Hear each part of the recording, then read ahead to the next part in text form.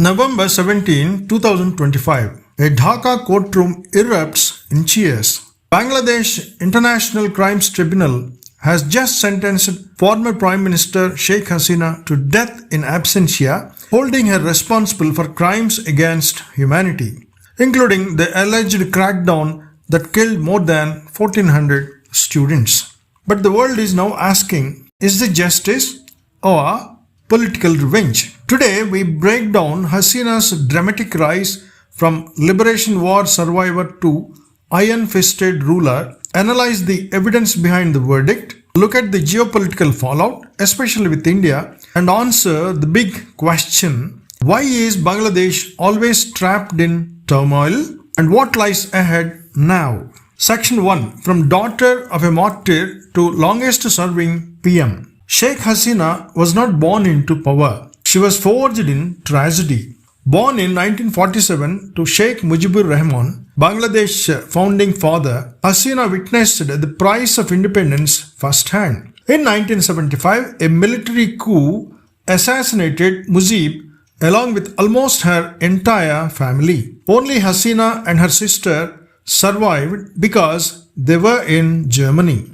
Returning home in 1981 during the era of generals Ziaur Rahman and Ershad, she took control of the Awami League, transforming it from a fragmented party into an electoral machine. Her early breakthrough came in 1991, contributing to Ershad's fall. But her true political dominance began in 2008 when she won by a landslide after the BNP's corruption scandals. Over 15 years, the longest continuous rule in Bangladesh history, Hasina oversaw 25 million people lifted out of poverty, mega projects like the Padma Bridge, that is self-funded, 6.1 kilometer rail-cum-road bridge, a massive boom in women's empowerment and microfinance, Bangladesh becoming the world's second largest garment exporter, a decisive crackdown on extremism after the 2016 attacks. But the darker side grew louder. Elections in 2014 and 2018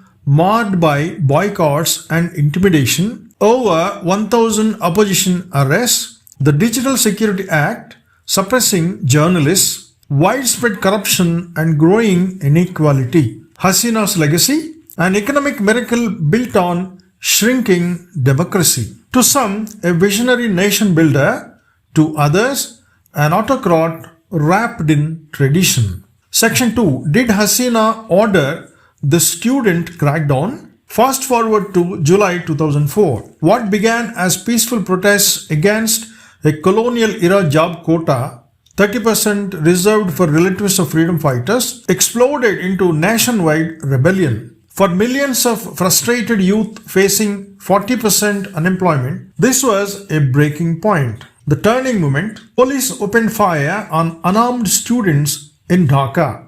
The government's response spiraled quickly. Over 10 days, security forces, along with ruling party loyalists, unleashed violence that killed 1,400 plus people and injured more than 20,000. The tribunal's 453-page verdict delivered three key claims. 1. Hasina was aware of the crackdown. 2.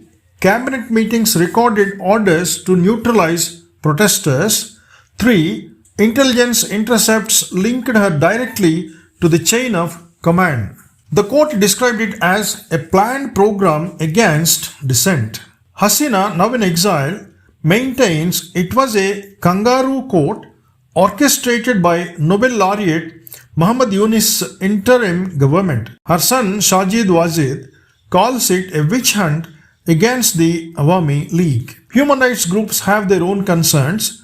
No cross-examination, political timing and trial in absentia. The evidence suggests complicity. At minimum, she failed to stop the violence. But without her in court, the full truth remains contested. Justice or vendetta? Tell me in the comments. Section 3. Fallout, Hasina, India and regional tensions. For Hasina, the sentence is symbolic, but the impact is massive. Since fleeing Bangladesh in August 2024 by helicopter, she has been under India's protection. New Delhi is unlikely to extradite her, citing provisions in the bilateral treaty that allow refusal in political cases.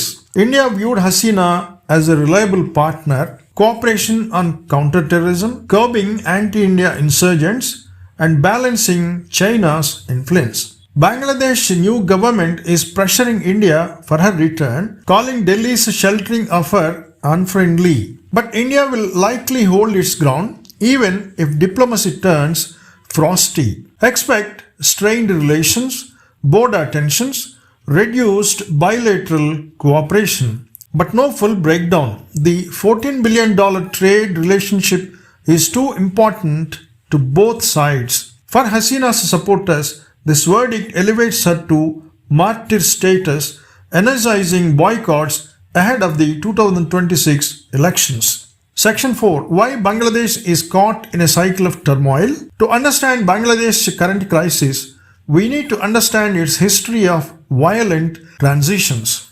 Since independence, Mujib assassinated in 1975, Ziaur Rahman assassinated in 1981, Ershad ousted in 1990, two dynasties, Hasina and Khaleda Zia, locked in decades-long rivalry.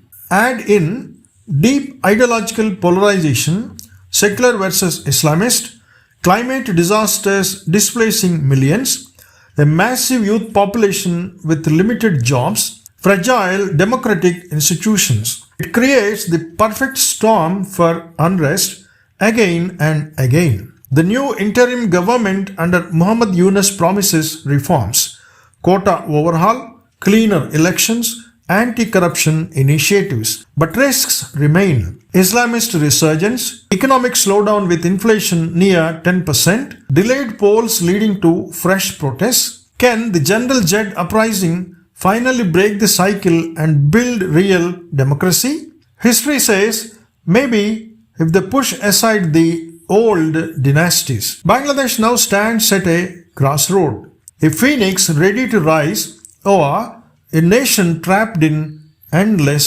storms. Thanks for watching.